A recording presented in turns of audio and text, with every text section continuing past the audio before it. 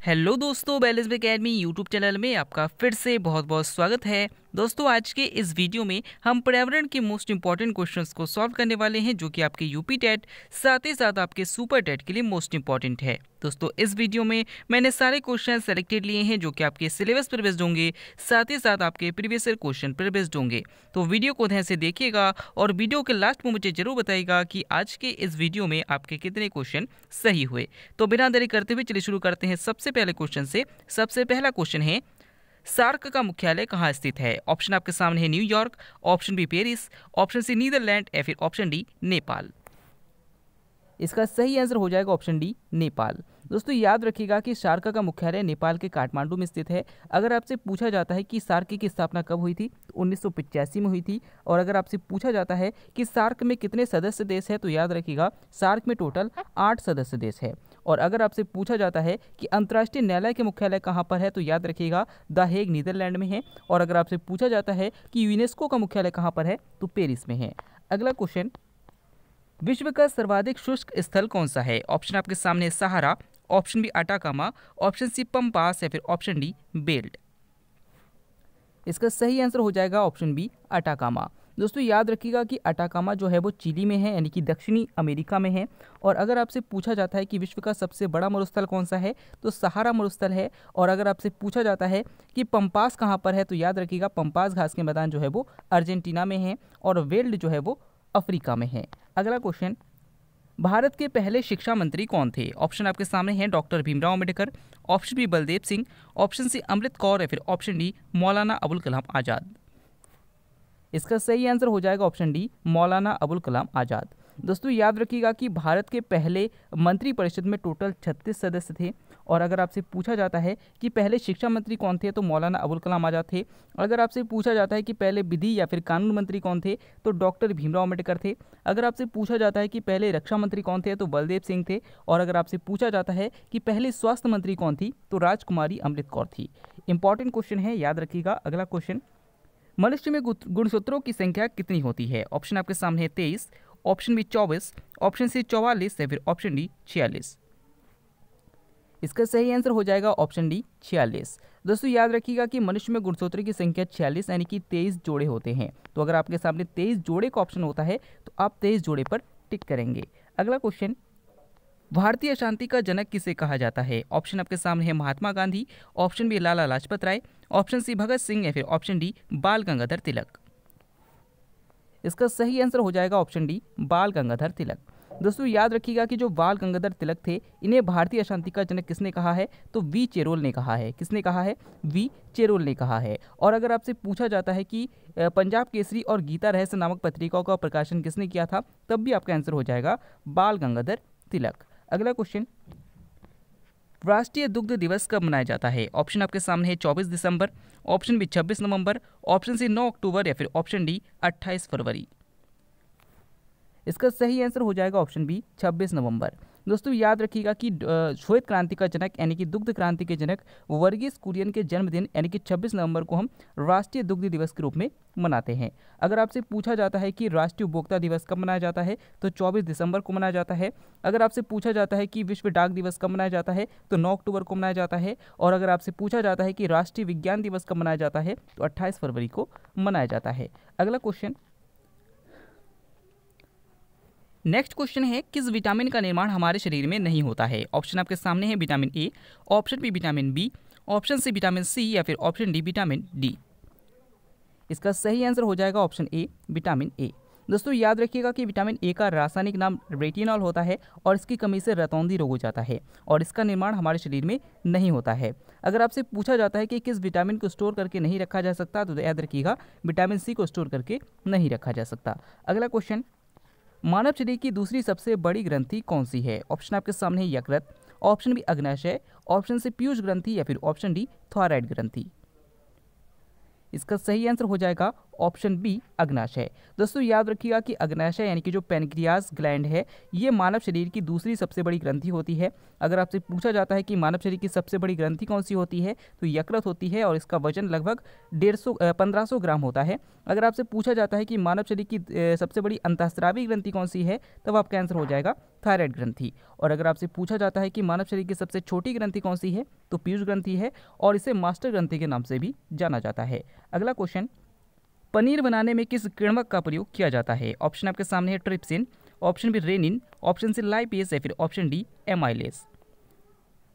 इसका सही आंसर हो जाएगा ऑप्शन बी रेनिन। दोस्तों याद रखिएगा कि पनीर बनाने में रेनिन किण्वक का प्रयोग किया जाता है। अगर आपसे पूछा जाता है कि पनीर बनाने में किस कवक का प्रयोग किया जाता है, तो याद रखिएगा एस्परजिलस का प्रयोग किया जाता है। अगला क्वेश्चन, भारत की जनगणना कितने वर्षों बाद की जाती है? ऑप्शन आपके सामने है 12, ऑप्शन बी 10, ऑप्शन सी 14 या फिर ऑप्शन डी 5। इसका सही आंसर हो जाएगा ऑप्शन बी 10। दोस्तों याद रखिएगा कि भारत में जनगणना हर 10 साल के अंतराल में की जाती है। भारत में पहली बार जनगणना कब की गई थी, तो 1872 में की गई थी। और अगर आपसे पूछा जाता है कि भारत में पहली बार नियमित जनगणना कब की गई थी, तो याद रखिएगा 1881 में की गई थी, लॉर्ड रिपन के शासनकाल में।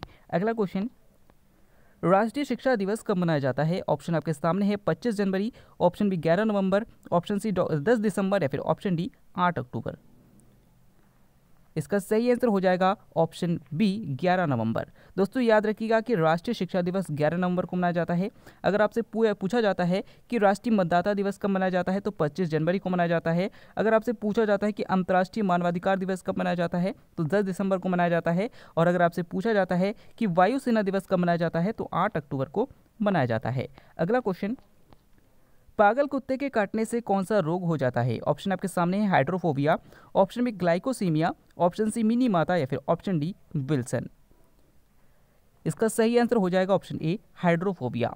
दोस्तों याद रखिएगा कि पागल कुत्ते के काटने से हाइड्रोफोबिया या कह सकते हैं कि रेबीज रोग हो जाता है, पारे की वजह से मिनी माता रोग हो जाता है और कॉपर की वजह से विल्सन रोग हो जाता है। अगला क्वेश्चन, सबसे लंबी कोशिका कौन सी है? ऑप्शन आपके सामने है माइकोप्लाज्मा, ऑप्शन बी तंत्रिका कोशिका, ऑप्शन सी अंडाणु या फिर ऑप्शन डी शुतुरमुर्ग का अंडा। इसका सही आंसर हो जाएगा ऑप्शन बी तंत्रिका कोशिका। दोस्तों यहाँ पर याद रखिएगा, यहाँ पर कई क्वेश्चन आपसे घुमा घुमा कर पूछे जा सकते हैं, सारे इंपॉर्टेंट है। अगर आपसे पूछा जाता है कि सबसे लंबी कोशिका कौन सी है, तो तंत्रिका कोशिका है। अगर आपसे पूछा जाता है कि सबसे छोटी कोशिका कौन सी है, तो माइकोप्लाज्मा है। अगर आपसे पूछा जाता है कि सबसे बड़ी कोशिका कौन सी है, तो शुतुरमुर्ग का अंडा है। अगर आपसे पूछा जाता है कि मानव शरीर की सबसे बड़ी कोशिका कौन सी है, तो अंडाणु है। और अगर आपसे पूछा जाता है कि मानव शरीर की सबसे छोटी कोशिका कौन सी है, तो शुक्राणु है। तो ये सारे क्वेश्चन इंपॉर्टेंट है, याद रखिएगा। अगला क्वेश्चन, नेक्स्ट क्वेश्चन है, सबसे अधिक कार्बोहाइड्रेट किस अनाज में होता है? ऑप्शन आपके सामने है गेहूं, ऑप्शन बी जौ, ऑप्शन सी चावल या फिर ऑप्शन डी दाल। इसका सही आंसर हो जाएगा ऑप्शन सी चावल। दोस्तों याद रखिएगा कि चावल में सबसे अधिक कार्बोहाइड्रेट पाया जाता है। अगला क्वेश्चन, श्वसन दर किससे मापा जाता है? ऑप्शन आपके सामने है spirometer, option B stethoscope, option C sphygmomanometer या फिर ऑप्शन डी हाइग्रोमीटर। इसका सही आंसर हो जाएगा ऑप्शन ए स्पायरोमीटर। दोस्तों याद रखिएगा कि स्पायरोमीटर के द्वारा श्वसन दर मापा जाता है। अगर आपसे पूछा जाता है कि रुधिर दबाव मापने के लिए किसका प्रयोग किया जाता है, तो स्फिग्मोमैनोमीटर का प्रयोग किया जाता है। और अगर आपसे पूछा जाता है कि हृदय स्पंदन को सुनने में किसका प्रयोग किया जाता है, तो स्टेथोस्कोप का प्रयोग किया जाता है। और अगर आपसे पूछा जाता है कि वायुमंडल की आर्द्रता को मापने के लिए किसका प्रयोग किया जाता है, तो हाइग्रोमीटर का प्रयोग किया जाता है। अगला क्वेश्चन, कुल्लू घाटी किस फल के लिए विख्यात है? ऑप्शन आपके सामने है आम, ऑप्शन बी केला, ऑप्शन सी सेब या फिर ऑप्शन डी कीवी। इसका सही आंसर हो जाएगा ऑप्शन सी सेब। दोस्तों याद रखिएगा कि कुल्लू घाटी जो है, जो कि हिमाचल प्रदेश में है और यहाँ पे सबसे अधिक सेब की खेती होती है, इसलिए यह कहा जाता है कि यह सेब के लिए बहुत ही ज़्यादा विख्यात है। अगला क्वेश्चन, पंजाबी भाषा की लिपि कौन सी है? ऑप्शन आपके सामने है Gurmukhi, option B Brahmi, option C Devanagari या फिर ऑप्शन डी इनमें से कोई नहीं। इसका सही आंसर हो जाएगा ऑप्शन ए गुरुमुखी। दोस्तों याद रखिएगा कि पंजाबी भाषा की जो लिपि है वो गुरुमुखी लिपि है। और अगर आपसे पूछा जाता है कि हिंदी भाषा की लिपि कौन सी है, तो देवनागरी है। इंपॉर्टेंट है, याद रखिएगा। अगला क्वेश्चन, कुंभ मेले का शुभारंभ किसने किया था? ऑप्शन आपके सामने है Kanishka, option B Akbar, option C Chanakya या फिर ऑप्शन डी हर्षवर्धन।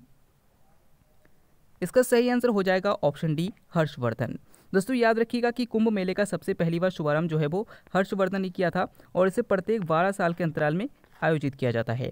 और याद रखिएगा कि कुंभ मेला 4 जगह पर लगता है, प्रयागराज, हरिद्वार, नासिक और उज्जैन।